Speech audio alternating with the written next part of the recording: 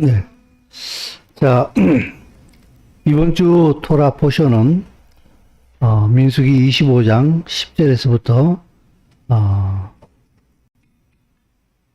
30장 1절까지의 말씀입니다. 그 중에 한 부분을 추려서 우리가 다 같이 읽도록 하겠습니다. 민수기에서 25장 10절에서 15절까지 말씀입니다. 우리 다 같이 읽습니다. 여호와께서 모세에게 말씀하여 이르시되 제사장 아론의 손자 엘르아살의 아들 비느하스가 내 질투심으로 질투하여 이스라엘 자손 중에서 내 노를 돌이켜서 내 질투심으로 그들을 섬멸하지 않게 하였도다. 그러므로 말하라. 내가 그에게 내 평화의 언약을 주리니 그와 그의 후손에게 영원한 제사장 직분의 언약이라. 그가 그의 하나님을 위하여 질투하여 이스라엘 자손을 속죄하였음이니라. 죽임을 당한 이스라엘 남자 곧 미디안 여인과 함께 죽임을 당한 자의 이름은 시므리니 살루의 아들이요 시므온인의 조상의 가문 중 한 지도자이며 죽임을 당한 미디안 여인의 이름은 고스비이니 수르의 딸이라. 수르는 미디안 백성의 한 조상의 가문의 수령이었더라. 아멘. 자, 우리 지난주에 토라 포션의 제목이 발락이었어요. 근데 우리 데니스 풀만 선교사님이 이스라엘에 대한 상황을 너무 자세하게 설명을 하다 보니까 정작 이제 발락에 대한 얘기는 제대로 하지 못하고 이렇게 넘어가게 되었는데, 그 부분을 좀 더 보충 설명을 하면서 이제 이번 주 토라 포션으로 연결해서 넘어오도록 하겠습니다. 발락은 선지자였어요. 점술가였기도 했고, 근데 발락이 모압 왕이었죠. 바뀌었습니다. 둘 다 발시가 돼가지고 내가 아주 헷갈려요. 발락은 모압 왕이었어요. 모압 왕이었는데 이스라엘 백성이 계속해서 이제 가나안 땅으로 진군해 오는 모습을 보면서 큰 위협을 느껴가지고 발람 선지자를 불러가지고 이스라엘을 저주하라고, 그 저주로 이스라엘이 진군을 막아보려고 했어요. 근데 하나님께서 그 발람 선지자를 통해 가지고 이스라엘을 저주하지 못하게 할 뿐만 아니라 오히려 그들을 축복하는, 거꾸로 오히려 이스라엘을 축복하도록 만들었어요. 거기에 보다 보게 되면 이스라엘의 정체성이 다 나타나게 되는데, 이스라엘 민족의 특성을 얘기하자면은 그들 스스로가 죄를 지어서 하나님의 저주를 자초하지 않는 한 저주를 받을 수 없는 민족이에요. 누가 무슨 말로 저주를 해도 그 저주가 임하지 않는 민족이요, 그 저주가 임하지 않는 사람이 하나님의 백성, 이스라엘 백성의 특징이에요. 그러므로 여러분, 이 땅을 살아가시면서 내가 예수와의 지체된 원유맨으로 살아갈 때에 누가 나에게 뭐 나쁜 말을 해가지고 어떤 기운이 안 좋은 장소에 가가지고 어떻게 해가지고 내가 저주받을까라고 하는 그런 두려움은 일절 가지지 마십시오. 내가 하나님의 말씀을 어겨서 내 스스로 하나님의 저주를 자초하지 않는 한 절대로 저주가 임하지 않습니다. 여러분은 혹시 그런 적 있으신지 모르겠습니다만은, 이렇게 산에 가서 보게 되면은, 요새는 그런 게 잘 안 보이긴 합니다만은, 그 화장실 소변기 앞에 보게 되면은 이렇게 부적들을 이렇게 붙여놓은 것들이 예전에는 꽤 많았어요. 저는 제 눈에 띄는 족족 다 띄어버립니다. 바로 띄어가지고 바로 그 밑에다 투하해버려가지고 그 위에다가 그냥 투하를 해버려요, 그냥.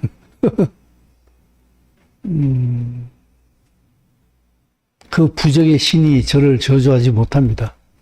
저는 오히려 그게 싫어서 띄어버려가지고 다른 사람 눈이 안 띄게 이제 버려버리게 되는데, 이게 하나님의 백성의 자부심이거든요. 그래서 주님께서도 친히 말씀하시기를,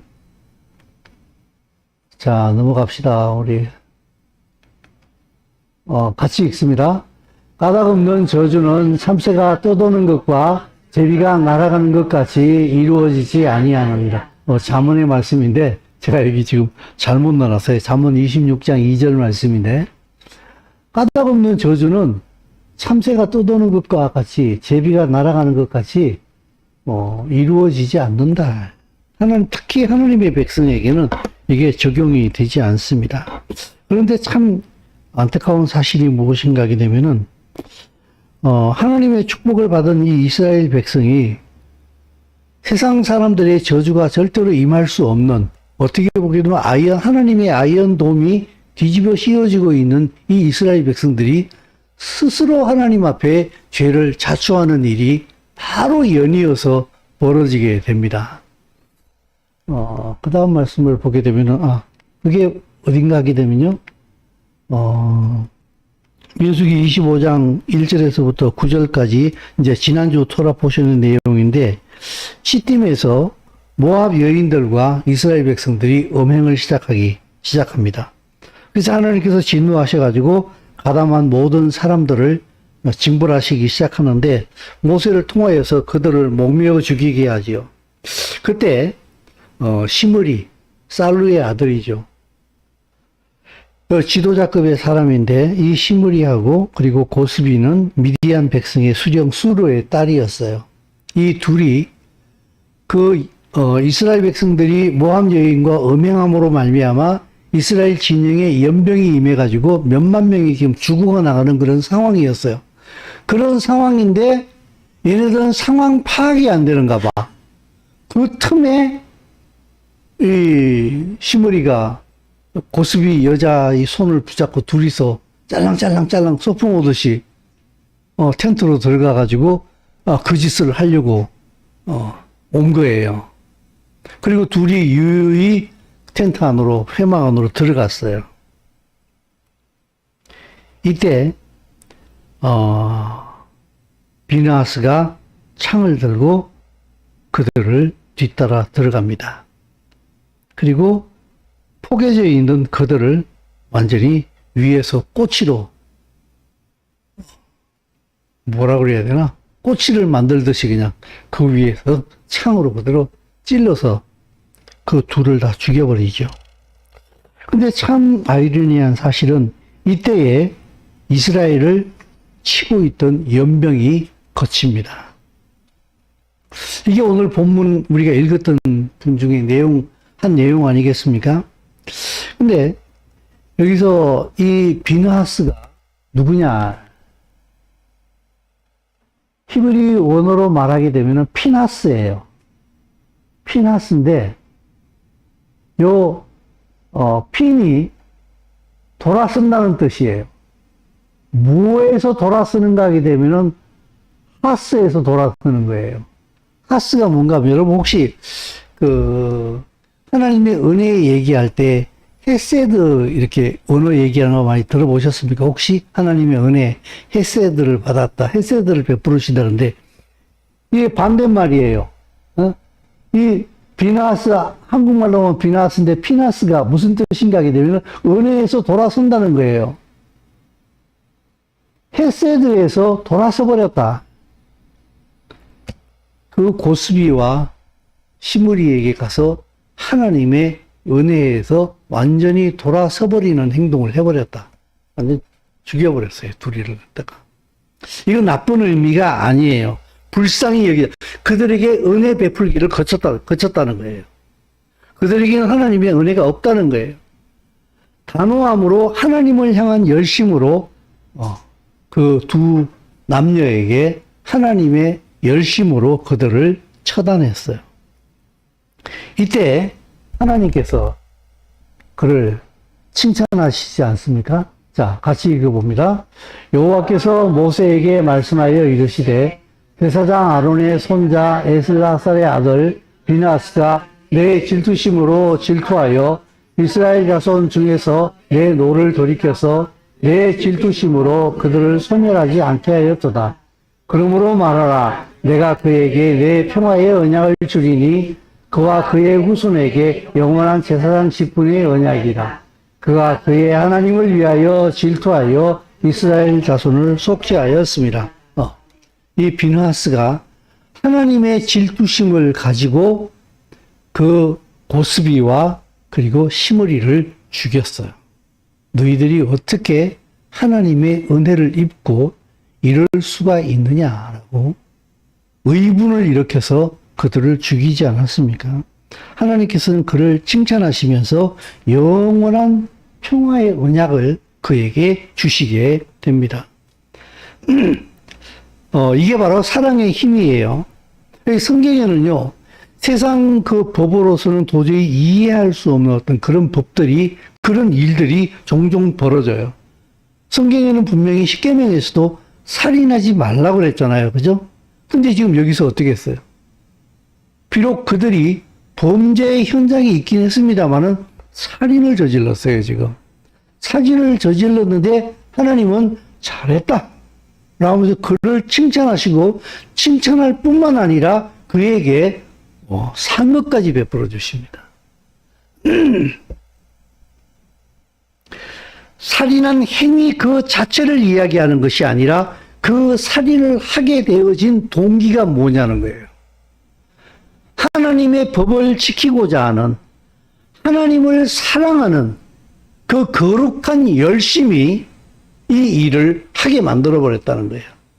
그래서 하나님께서는 그 비느하스의 일을 통하여서 이스라엘에게 번지고 있는 연병을 거치게 만들지 않았습니까?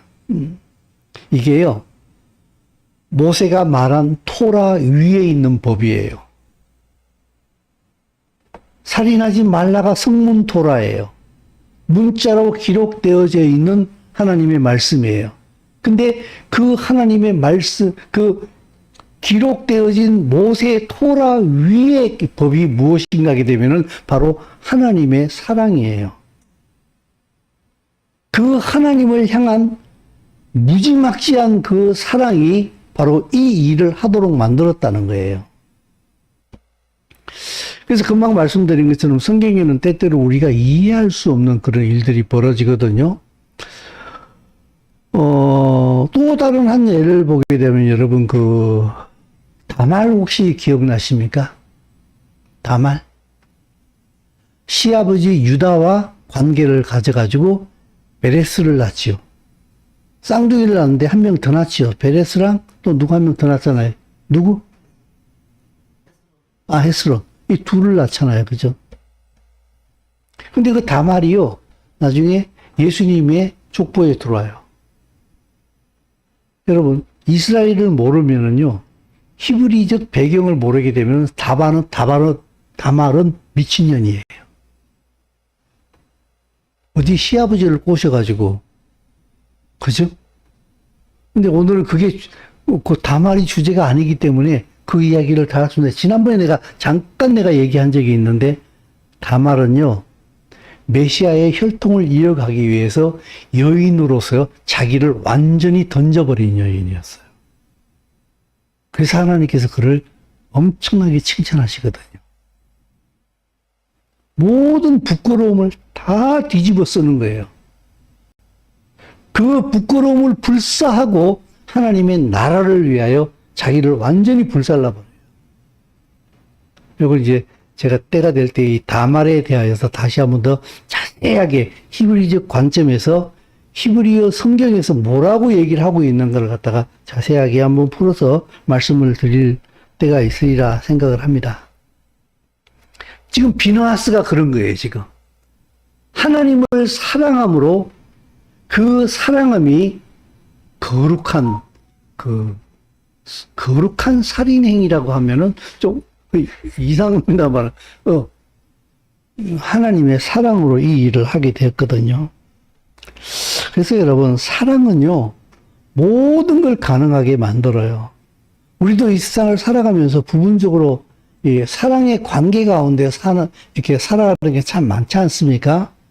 가장 우리가 쉽게 접할 수 있는 게 남녀 간의 이성적인 사랑으로부터 시작을 해가지고 부모가 자식을 사랑하는 그 사랑, 이 모든 사랑들이 보게 되면요, 그 사랑에 얼마나 사랑이 강한가, 순수한가, 사랑이 모든 걸 가능하게 만들거든요. 여러분, 사랑이 막 넘치면은요, 창의력도 같이 나옵니다. 거기에서 창의력도 나오고 열정도 생기고 의욕도 생기고 다 나와요. 근데 사랑이 없으면 어떻게 되는 줄 아세요? 희주리해요. 우리 요새 그 차 타고 가다 보면 도로 보이네, 이렇게 바람 풍선 막 이렇게 바람 집어넣어 가지고 막 이렇게 하는 풍선이 있잖아, 그죠? 그거 보세요. 난 그 애아가 들어가는 게 마치 사랑처럼 보이는데, 그죠? 사랑이 들어가면요, 애아가 들어가면은 그게 쫙 자기 모양을 내면서 뭔가 이렇게 행동을 취해요, 그죠? 근데 애아 저녁에 영어 끝나가지고 애아 빼면 어떻게 돼요? 밖에서 안에 푹 집어넣어가지고 뚜껑 팍 덮어버리잖아요, 그죠? 여러분, 사랑은요, 창의력이 넘치게 만들어요. 그래서 보십시오. 젊은 남녀가 막 처음 만나가지고 사랑이 불탈 때 어떻게 합니까? 아, 남자들 생 난리잖아. 막 촛불 켜가지고 막 길바닥에 뿌리고 막, 그죠? 그죠? 팔당 가다 보게 되면, 옛날 그 팔당댐 쪽으로 가다 보게 되면 막 거기에 막 그 벽에, 그죠? 뭐, 누구야, 사랑한다. 막 그래서 페인트로 글씨 써놓고 그 이벤트 한 흔적들이, 나요, 거기 보게 되면요. 그걸 가능하게 만들어요, 사랑은. 창의력이 솟아오른다고. 의욕도 생기고, 열심도 생기고, 그죠? 근데 나중에 사랑이 식으면 어떻게 돼요? 애 몇 낳고 나게 되면요, 식당 가보면 참 슬픈 광경들이 많습니다. 애들은 애들끼리 핸드폰만 보고 있고, 이렇게 하고 있고. 이쪽에 엄마, 이쪽에 아빠, 둘 다 서로 얼굴도 안 쳐다봐. 이것만 보고 앉아있어. 나중에 음식 나오면 어떻게 돼, 또? 음식은 이것만 보고요. 4명, 5명이 다 각개전투하고 있어요. 참 슬픈 모습인데, 사랑이 식게 되면요, 모든 게 다 이렇게, 주저앉는 것 같아요. 하나님을 사랑하게 될 때에 하나님을 향한 열심이 생기게 되고, 이 하나님을 향한 열심이 하나님을 위해서 많은 일들을 할 수 있도록 창의력이 생겨요. 그죠? 그래서 하나님을 사랑하게 되면은 하나님의 주의 일이 즐거워요. 기쁨으로 해요. 그렇지 않으면 어떻게 돼요? 예배부터가 고통이에요. 주일날 교회 오는 게 고통이에요. 거기다 일 맡겨놓으면 어떻게 돼요? 이건 따블이야. 근데 주를 사랑하면 어떻게 돼요? 빨리 가고 싶고, 빨리 하고 싶고, 예배 드리고 싶고, 그죠? 뭐 옛날 얘기해서 참 그렇긴 합니다만은, 제가 군대에서 예수 처음 믿었을 때요, 한 주일이 왜 이렇게 깁니까? 매일 예배 드렸으면 좋겠어, 매일. 매일 주일이었으면 좋겠어요. 그래서 주일날 되면 막 교회 일찍 가가지고 저 혼자 막 이렇게 언제 예배 시작하나 막 서성거리고 전사님이 언제 오시나 막. 그때 전사님이 동두천에서 왔거든요. 언제 오시나, 이 양반은 왜 이렇게 늦게 오시나, 설교가 끝나면 왜 이렇게 설교가 짧은가, 찬송을 부르면 왜 찬송가는 4절밖에 없을까, 한 40절까지 있었으면 좋겠는데요, 막. 뭐 이러면서 막. 여기에 하나님의 상급이 따릅니다.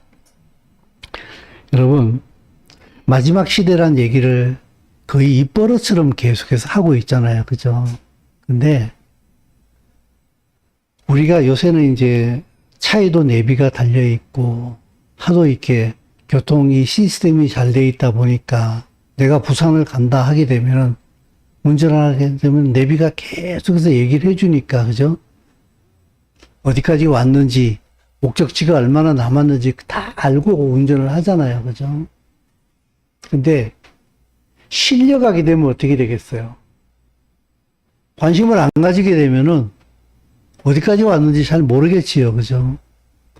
이 마지막 시대가요.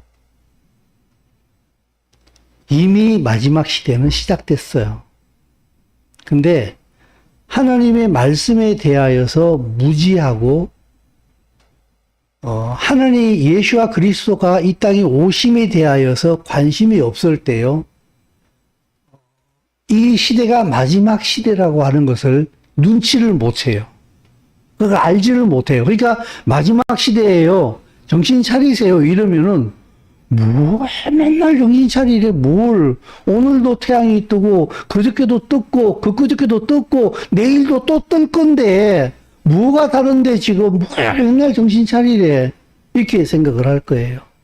그러나 하나님의 말씀을 올바로 알게 되면은 늘 말씀드리는 것처럼 정답을 알게 되면은 사지선다에서 세계는 오답이라고 하는 것을 말하지 않아도 순식간에 알아채리는 것처럼 내가 하나님의 말씀을 올바로 알고 있게 되면은 그 하나님의 말씀의 시야로 세상을 바라보면은 세상이 지금 마지막으로 그야말로 치닫고 있다고 하는 사실을 0.1초 만에 눈치를 챕니다. 그러나 그 하나님의 말씀을 통한 하나님의 시야가 없을 경우에는 지금 이 세상은 너무나 평온해 보여요. 그래서 준비하라 그러게 되면 뭘 준비하라고 얘기하느냐. 내가 준비할 필요가 뭐가 있냐 도대체. 그러니까 그 말이 내게 아무런 긴장감을 일으키지 않아요. 마치 그 열처녀 비유에 예수와께서 말씀하신 것처럼 그죠? 신랑이 늦게 왔을 때에 늦게 오니까 다섯 처녀는 잠자잖아요. 근데 준비도 안 해놓고 자요. 그죠? 그와 똑같은 일이 지금 벌어지고 있거든요. 그죠? 그래서 그게 제 눈에 자꾸 보이니까 제가 같은 말을 자꾸 반복하게 돼요.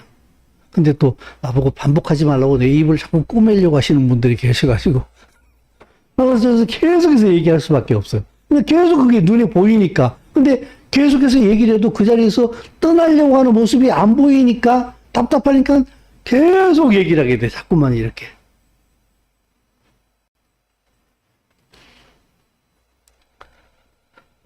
이 마지막 시대에는요, 이 비너스와 같은 극단적 선택이 가능한 자만이, 다시 말해서 하나님을 사랑하는 이 거룩한 열심을 가진 자만이 이 시대를 뚫고 나가서 하나님 앞에 서게 됩니다. 워낙에 자기 사랑이 강하고 자기 유혹이 많은 이 시대이기 때문에 자기에게 빠져있는 사람은 결코 하나님의 나라를 볼 수도 없을 뿐만 아니라 보이지가 않아요. 안 보이니까 거기에다가 초점을 맞추어서 삶을 살아갈 수도 없어요. 그러니 원하든지 원하지 않든지 간에 그들은 세상에 그냥 휩쓸려 갈 수밖에 없어요. 하나님을 사랑하지 않게 되면요, 반드시 자기 사랑에 빠져요. 자기 사랑에 빠진다는 얘기는 하나님을 사랑하지 않는 얘기하고 동일해요. 근데요, 하나님을 사랑하는 사람이 진짜 자기를 사랑하는 사람이에요. 왜냐하면 자기를 사랑하는 그 결과는요, 완전한 패망이거든요. 그러니까 정말 자기를 사랑하면요, 하나님을 사랑해야 돼요. 그래야지 영원을 누릴 수가 있잖아요. 그죠? 근데, 자기만을 사랑해버리게 되면은 모든 게 끝나버리게 되거든요.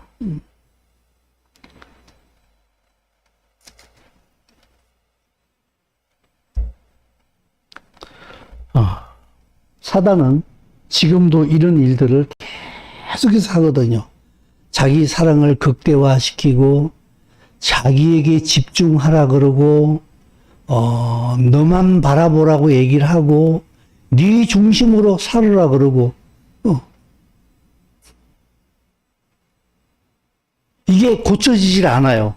거룩한 지식이 내 속에 들어오지 않는 한 이게 고쳐지질 않아요. 어저께 잠깐 어디 가면서 무슨 TV를 보는데 여러분 뭡니까 2002년 월드컵에 나왔던 송정국이 아시죠?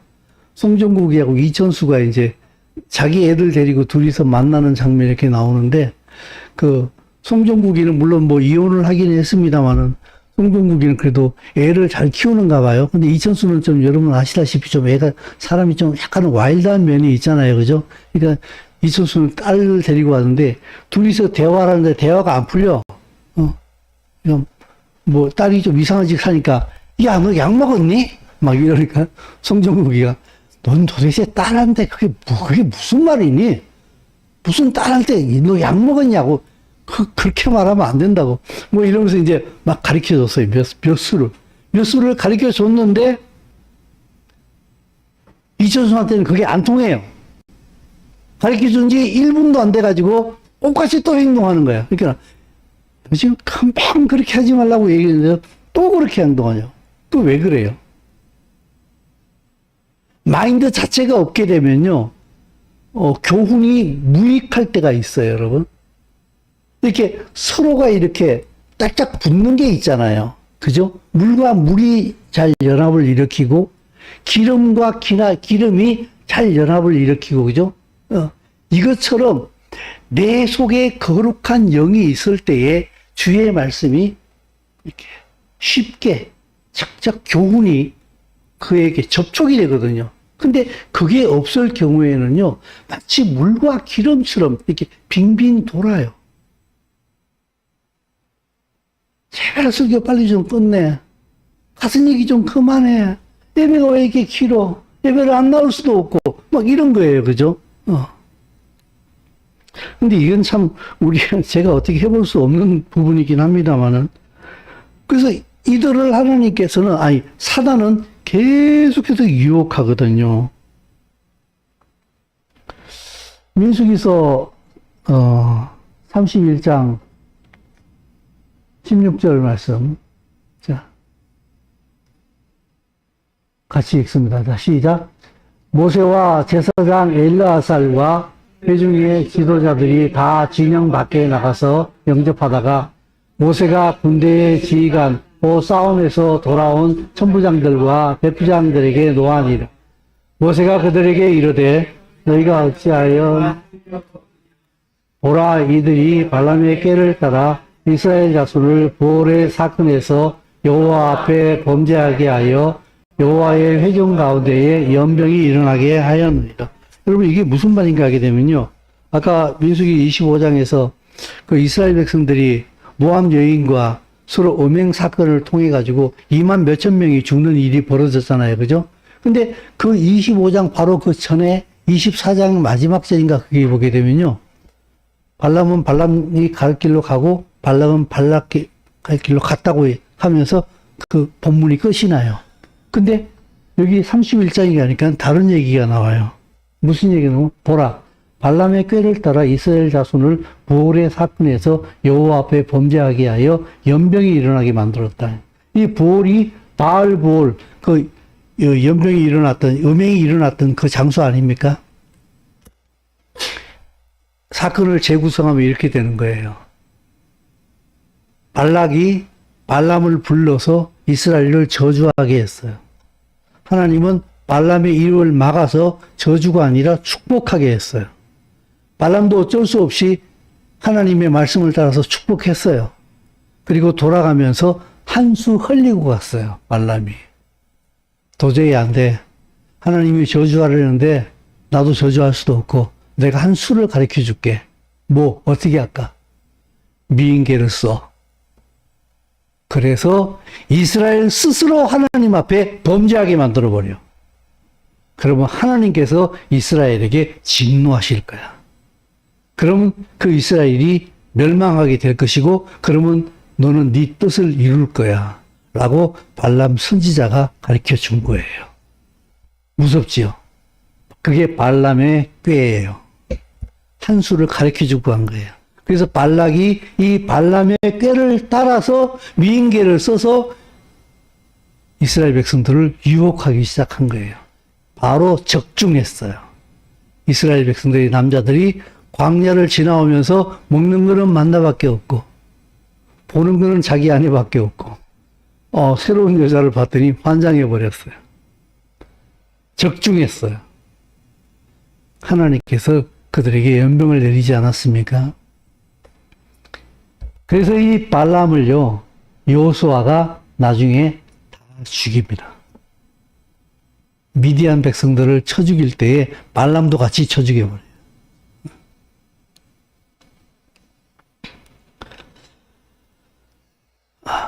그리고 이스라엘 백성이 전쟁에 가서 다시 승리하고 돌아오는데 여자들을 다 데리고 왔어요. 또 포로들을.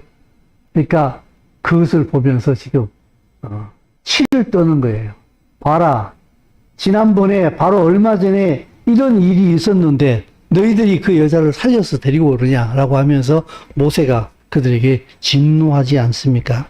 그러니까요, 사단은요, 어떻게 하든지 간에 이 하나님의 백성들을 계속해서 유혹하려고 그래요. 그래서 하나님으로부터 떨어지게 만들어요.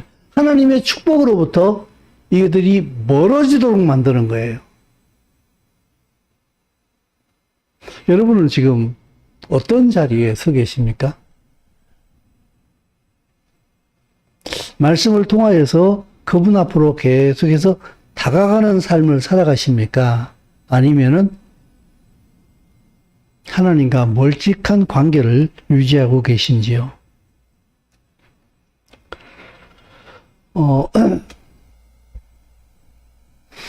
저수에 제가 이제 가끔씩 손자 사진들을 이렇게 보다 보게 되면은 이제 뭐 5개월, 6개월 됐잖아요. 그죠?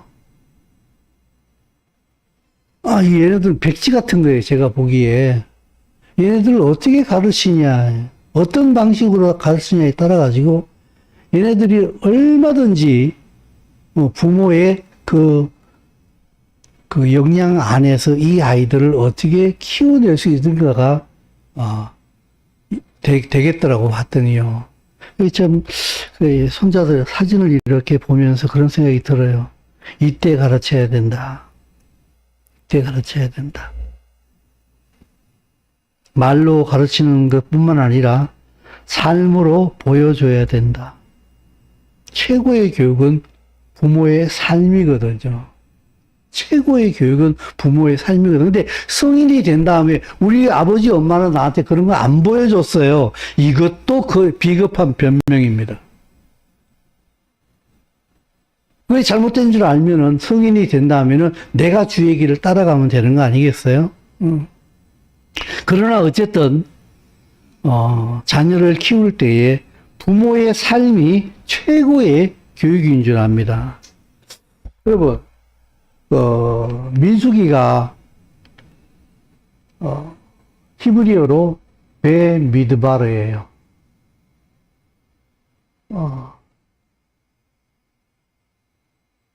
이건 장소를 나타내는 것인데요. 다바르예요. 광야는요, 하나님의 말씀을 가지고 살아가는 곳이라고 하는 뜻을 가지고 있어요. 민수기가 베미드바르예요. 베미드바르인데 그 베미드바르라고 하는 그 히브리어 안에는 광야에서는 하나님의 말씀으로만 살 수 있다라고 하는 뜻이에요. 여러분, 우리 지금 이 세상을 뭐라고 우리 표현합니까? 광야라고 얘기하지 않습니까? 그죠? 광야라고 얘기하죠. 그죠? 여러분, 이스라엘 백성들이 광야에서 뭐 먹고 살았어요? 만나 먹고 살았잖아요. 만나는 말씀이잖아요. 만약에 하나님께서 만나를 안 내려줬으면 어떻게 되겠습니까? 이스라엘 백성들은 절대로 광야에서 견뎌낼 수가 없습니다. 그게 이 베미드바르 민수기의 뜻이에요. 말씀을 먹으면은 하나님의 생명으로 살 수 있게 되고 그들은 결국 가나안 땅 하나님의 나라에 도착하게 될 거예요. 말씀을 먹지 않게 되면은 그들은 가나안 땅에 도착하지 못할 거예요. 이게 원리예요. 근데 우리 신앙생활을 하다 보게 되면 말씀 안 먹고 사시는 분들 자주 만나잖아요. 그죠?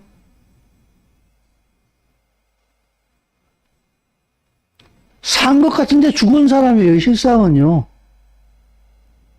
산 것 같으나 죽은 사람이라고요. 근데 당신 산 것 같은데 죽은 사람이야 라고 실상을 얘기하잖아요. 그럼요. 그 말을 알아들어요, 못 알아들어요? 더럽게 기분 나쁘게 말하네. 뭐 산 것 같은데 뒤졌다고? 내가 왜? 시퍼렇게 살아있다. 막 이러면서 대들 거 아니에요, 그죠? 그 왜 그래요? 그 안에 하나님의 영이 없기 때문에 이 말을 못 알아들어요. 살았으나 죽은 자라고 하는. 그들을 정죄하자는 얘기가 아닙니다. 하나님의 말씀을 먹지 않게 되면은 방향을 잃을 수밖에 없고 하나님의 나라를 향해 살아갈 수 없다는 사실을 여러분은 알고 계십니까? 왜 이렇게 조용해요? 사람 기운 뺍니까, 지금?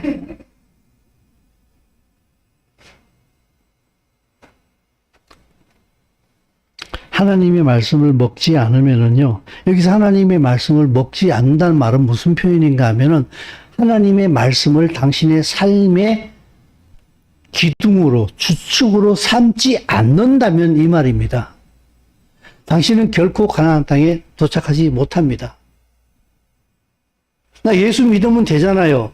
예수 믿는다는 얘기는 예수아가 누굽니까? 예수아가 말씀이잖아요. 예수아가 말씀이잖아요.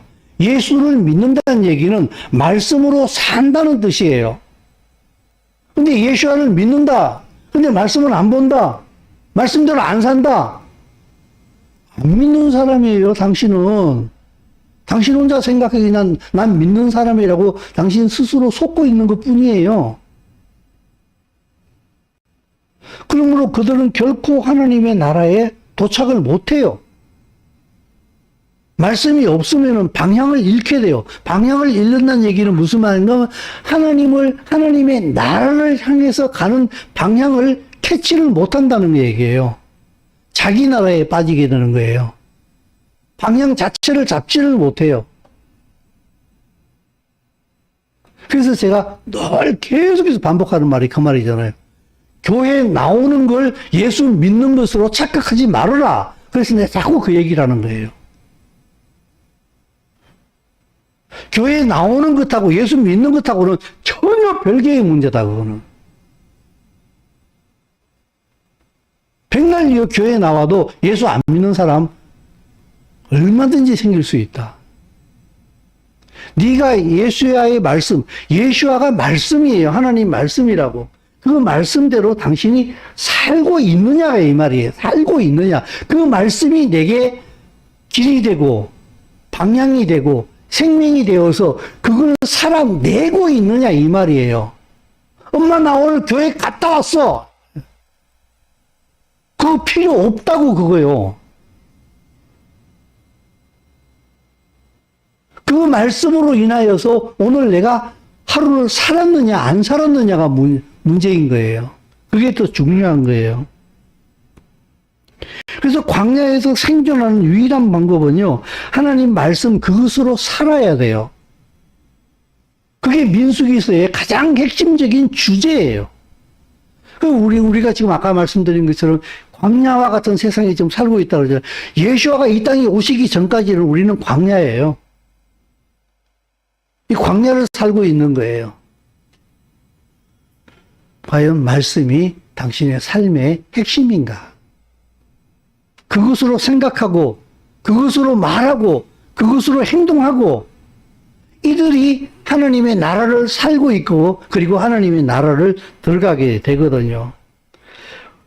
오늘의 하프타라가 열왕기상 18장 46절에서 19장 21절, 다시 말해서 엘리야 얘기예요. 여러분 저 얘기 알잖아요. 엘리야가 갈멜산에서 바알 선지자, 아세라 선지자 850명 모아놓고서 하나님 앞에 제사 드리고, 그죠?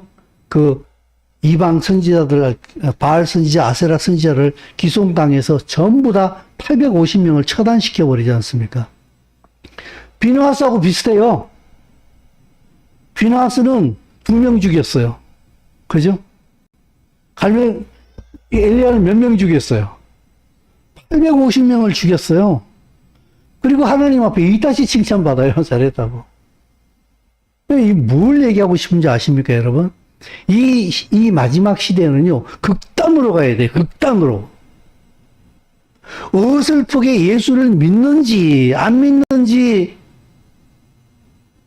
누구 만났다는 똥이 두 개예요. 할똥 말똥, 믿을 똥 말똥, 믿는 둥 마는 둥. 이게 아니라는 거예요. 극단적인 시대에 우리는 살고 있다는 거예요. 엘리야가 극단적으로 행동하잖아요. 비나스가 극단적으로 행동하잖아요. 근데요, 그렇다고 해서 신앙생활이 잘 되는 건 아닌 것 같아요. 이게 열왕기상 19장 말씀을 쭉 보게 되면은 그 엘리야가 갈멜산에서 바알 선지자, 아세라 선지자 850명을 상대해가지고 그들을 다 처단시켜 놓고서 그 아합 왕의 부인이었던 이세벨이 열받아가지고, 그죠? 나도 죽일 거야! 그러니까 또 어떻게 돼요? 오메나! 하면서 막 도망갑니다. 바로 그냥 도망갑니다. 또 이게 하나님의 사람들이 이해하기 어려운 모습이에요. 그렇게 용감하게, 그죠? 그 거짓 선지자들 앞에서 용감하게 행동해놓고서 이세벨이 너 죽일 거야 그랬더니 또 그냥 도망가느라고 정신이 없어요. 그래가지고 도망가는데 또 하나님께서 그를 위로하잖아요. 그죠? 그가 하나님의 위로와 은혜 가운데 호렙산에 도착하잖아요. 그랬더니 하나님께서 너 거기서 뭐 하냐 그래. 엘리야야 네가 왜 여기 있냐. 하나님 내가 여호와께 열심히 유별하여 가지고 열심히 했는데 그들이 날 죽이려고 그래요. 그래? 여호와께서 이르시되 너는 나가서 여호와 앞에서 산에 서라. 여호와께서 지나가시는데 여호와 앞에 크고 강한 바람이 얼마나 강한지요. 산이 갈라지고 바위가 부서져요. 여러분 바람이 얼마나 셌으면 산이 쪼개지고 바위가 갈라질 정도입니까? 근데 거기에 여호와께서 계시지 않았다 그래요. 바람 위에 지진이 있었어요. 지진에서 여호와께서 계시지 않아요. 지진 후에 또 뭐가 있었어요? 뭐가 있었어요? 불 가운데도 여호와께서 계시지 않았어요. 불 후에 세미한 소리가 있는 거예요.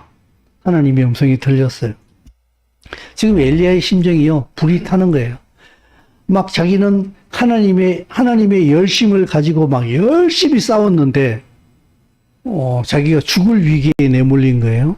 하나님이 자기를 보호해 주지도 않는 거예요. 그죠? 그러니까 너무 불타고만 난 거예요. 그래가지고 이 호렙산까지 왔는데 하나님이 나타나셨어요. 하나님께서 자기를 보여주시는데 크고 강한 바람으로, 지진으로, 불로 나타나셨어요. 사실 이건요, 하나님께서 엘리야의 마음을 보여준 거예요. 너 지금 내가 하나님이 나타나가지고 세상을 갖다 막 바위 깨트리듯이, 산을 깨트리듯이 완전 박살내고 그랬으면 속이 시원하겠지? 불로 확 꺼시려고 그랬으면 좋겠지? 지진 내가지고 그냥 쏙 삼켜버렸으면 좋겠지? 예, 그래요! 막. 지금 엘리야의 속이 막 그런 거예요. 그죠? 근데 하나님께서 그걸 다 보여주신 다음에 세미한 음성으로 하나님께서 말씀으로 임하고 계세요.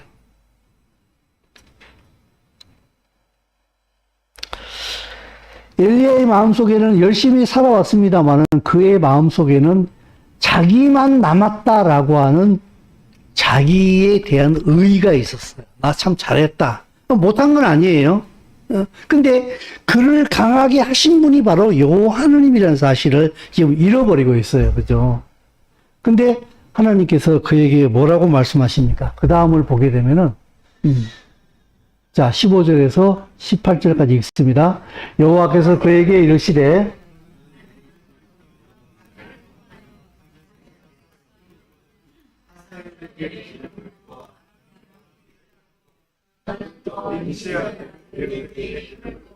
이스라엘 왕이 되게 하고 또 아벨 모올라 사밧의 아들 엘리사에게 기름을 부어 너를 대신하여 선지자가 되게 하라.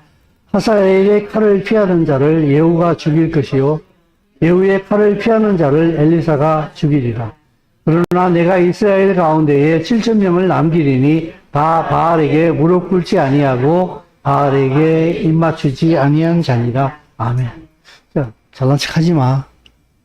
너 같은 사람이 7천 명이나 더 있어. 내가 남겨놓은 사람들이야. 이 마지막 시대에도 그런 것 같아요.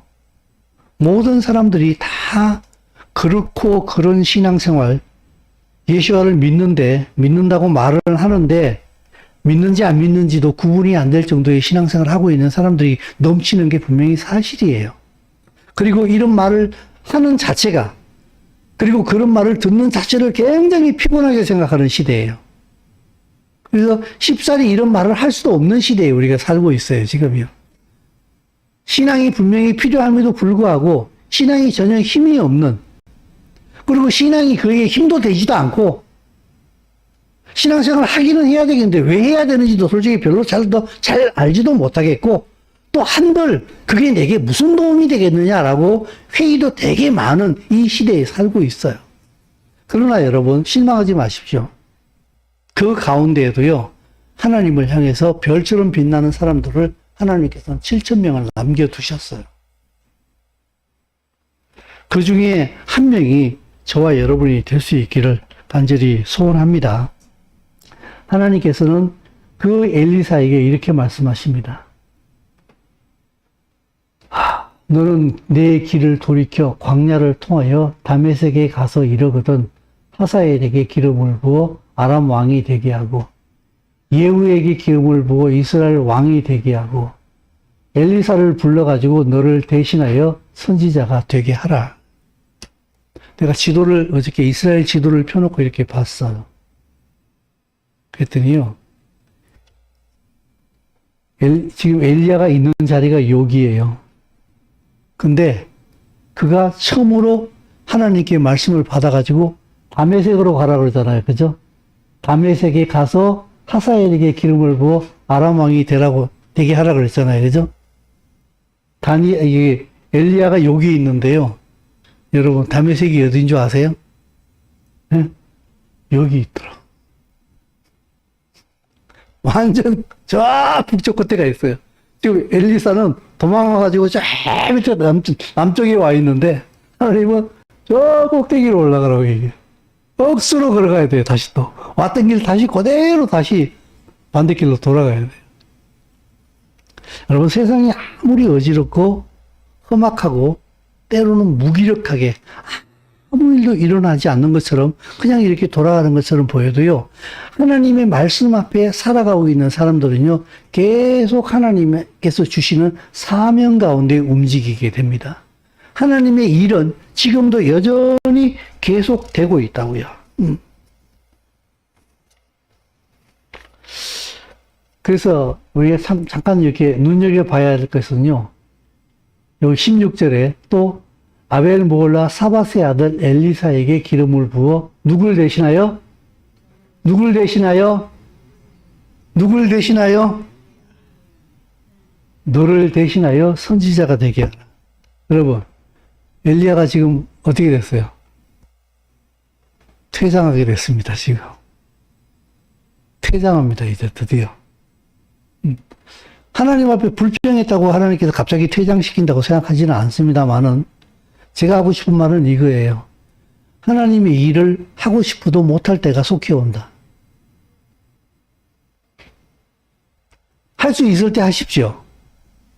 그 말은 교회 일을 하십시오, 이 얘기가 아니에요. 우리 교회 얼마나 좋아요. 교회 일을 할 게 없어. 내가 교회 일을 시키질 않아. 기껏해봐야 한 달에 한 번 같이 밥 먹을 때 구하는 일 이외에는 우리 교회에 사는 일이 없어.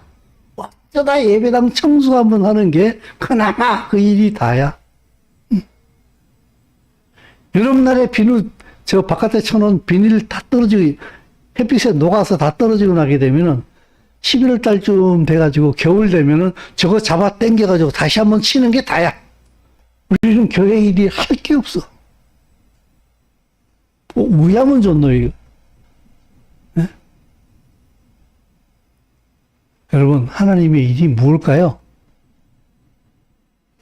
여러분의 삶의 현장에서, 주부는 부엌에서, 직장인은 직장에서, 학생은 학교에서 하나님의 말씀을 따라서 하나님의 가치관으로 밥을 짓고 청소를 하고 유치원 일을 하고 공부를 하고 회사 일을 해라. 그게 하나님의 일인 줄로 믿습니다. 그것이 제대로 되잖아요. 주일날 예배가 즐거워집니다. 그것이 제대로 안 되잖아요. 주일날 예배가 억수로 깁니다. 목사님 설교가 엄청 깁니다. 꼬리타분하고 듣기도 싫습니다. 여러분은 지금 어떻습니까? 그게 여러분의 지금 하나님 앞에서 여러분의 현 주소를 보여주고 있습니다.